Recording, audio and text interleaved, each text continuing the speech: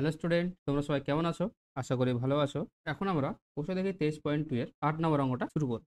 দেখো, বলেছে x tan 30 degree plus y cot 60 degree সমান 0 এবং 2x minus y into tan 45 degree সমান 1 হলে এক্স ও ওয়াই এর মান হিসাব করে লিখি। দেখো, তোমাকে এখানে দুটো অজানা মান বলেছে, একটা এক্স একটা ওয়াই। এই দুটো অজানা রাশির মান বের করতে বলেছে।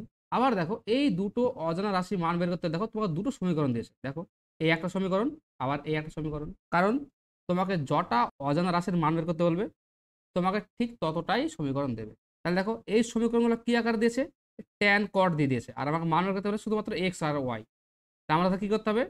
ট্যান কট এদের যে মান, মানে ট্যান 30 কট 30 এদের যে মান, এগুলো আমাদেরকে বসিয়ে দিতে হবে। তাহলে চলো শুরু করি। তাহলে সর্বপ্রথম লিখি যে এক্স ইন্টু ট্যান 30, এই ট্যান 30 এর মান হচ্ছে 1/√3 plus y into cot 60 degree, তাহলে কট 60 এর মান হচ্ছে 1/√3 সমান 0। তাহলে এটা কি হবে? X by √3 plus y by √3 সমান 0। তাহলে এখানে যদি √3 লসাগু করা হয়, তাহলে লসাগু হবে এদের √3। তাহলে √3 কে √3 দিয়ে ভাগ করলে হবে 1, আর 1 এর সঙ্গে এই এক্স গুণ করলে হবে এক্স প্লাস এখানে হবে ওয়াই সমান 0।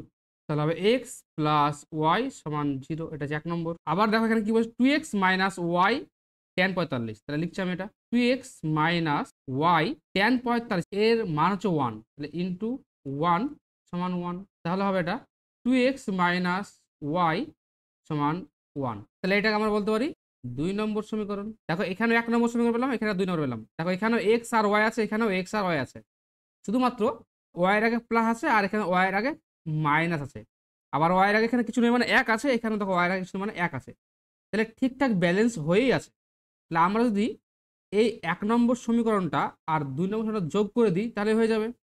তাহলে কি 1 নম্বর যোগ 2 নম্বর, তাহলে আমরা যোগ করে দিই এক্স প্লাস ওয়াই সমান 0, 2x মাইনাস ওয়াই সমান 0। তাহলে দেখো, তাহলে এখানে প্লাস ওয়াই এখানে মাইনাস ওয়াই, তাহলে প্লাস ওয়াই মাইনাস ওয়াই কেটে গেল। তাহলে এখানে কি করতে হবে? এরপর দেবে প্লাস 3x সমান, সেটা এখানে 0 না, এখানে 1 হবে সমান 1। তাহলে x সমান কত হবে? 1 এর 3 হলো। তাহলে আমরা এই মানটাকে যদি যে কোনো একটা সমীকরণে বসিয়ে দিই তাহলে হয়ে যাবে। তাহলে আমরা লিখছি এখানে যে 1 নম্বর সমীকরণে x সমান 1/3 বসিয়ে পাই। তাহলে 1 নম্বর সমীকরণ ছিল x প্লাস ওয়াই সমান 0। তাহলে আমরা x এর সমীকরণে x এর জায়গাতে 1/3 বসাই, তাহলে x 1/3 প্লাস ওয়াই সমান 0। আমরা কি লিখলাম যে x সমান 1/3 বসিয়ে, তাহলে অতএব ওয়াই সমান কি হবে? মাইনাস 1/3। ঠিক আছে, তাহলে দেখো আমরা x এর মানটাও পেয়ে গেলাম, আবার দেখো ওয়াই এর মানটাও পেয়ে গেলাম। তাহলে মান লিখি, অতএব নির্ণেয় এক্স ও ওয়াই এর মান, একটা হচ্ছে 1/3 ও মাইনাস 1/3। আশা করি বুঝতে পেরেছো। চলো 9 নম্বর অঙ্কটা দেখি। 9 নম্বর অঙ্কে বলেছে যদি এ সমান বি সমান 45 ডিগ্রি হয় তবে যাচাই করি যে সাইন এ প্লাস বি ইন্টু সাইন এ কস বি প্লাস কস এ সাইন বি। যাচাই করি মানে কি? আমাকে এই যে 1 নম্বর অঙ্কটা দেখো, এই সমানের এই বাম দিকে আর সমানের যে ডান দিকে যে যে ত্রিকোণমিতিক অনুপাতগুলো দেওয়া আছে, এদের মান বসিয়ে যেগুলো বেরোবে সেটা কি হবে? বাম পক্ষ আর ডান পক্ষটা আমাকে কি দেখাতে হবে? সমান দেখাতে হবে। তাহলে আমরা 1 নম্বর অঙ্কটা করি। বলা আছে কি যে এ আর বি হচ্ছে 45 ডিগ্রি। তাহলে আমি 1 নম্বর অঙ্কটা লিখছি। বাম পক্ষ, বাম পক্ষ কি দেওয়া আছে? দেওয়া আছে সাইন এ প্লাস বি। তাহলে সাইন এ এর মান কত? দেখো, শুধুমাত্র এ এর মান বলা আছে 45 ডিগ্রি, তাহলে লিখতে পারি আমরা 45 ডিগ্রি প্লাস বি এর মানও 45 ডিগ্রি। তাহলে হবে এটা সাইন 90 ডিগ্রি। তাহলে সাইন 90 ডিগ্রির মান কত? তাহলে সাইন 90 ডিগ্রির মান হচ্ছে 1। তাহলে এটা হচ্ছে বাম পক্ষের মান বেরোলো। তাহলে আমাকে এবার ডান পক্ষ করতে হবে। ডান পক্ষ, ডান পক্ষে দেওয়া আছে সাইন এ কস বি প্লাস কস এ সাইন বি সমান, তাহলে হবে সাইন 45, আমরা এ আর বি এর মান বসাচ্ছি, into cos 45 plus cos 45 into sign 45। তাহলে সাইন 45 এর মান কত? 1/√2 ইন্টু কস 45 এর মান হচ্ছে 1/√2 প্লাস আবার কস 45 এর মান হচ্ছে 1/√2 ইন্টু সাইন 45 এর মান হচ্ছে 1/√2। 1/√2 আর 1/√2 গুণ করলে হবে শুধুমাত্র হাফ, প্লাস এদিকে দেখো 1/√2 আর 1/√2 গুণ করলে হবে শুধুমাত্র হাফ। এই হাফ আর এই হাফ যুক্ত করলে হবে 1। তাহলে দেখো বাম পক্ষ আসলো 1, আবার ডান পক্ষ দেখো আসলো 1।